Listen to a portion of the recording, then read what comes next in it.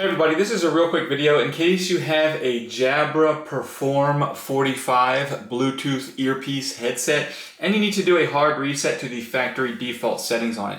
Now you're going to want to do this for one of two reasons. The first one is troubleshooting. If this headset is not connecting to Bluetooth, or if it's not syncing or pairing with your device, or if it keeps disconnecting, it's not responding, any issues like this where it's bugging, a hard reset, a factory reset can fix a lot of these issues.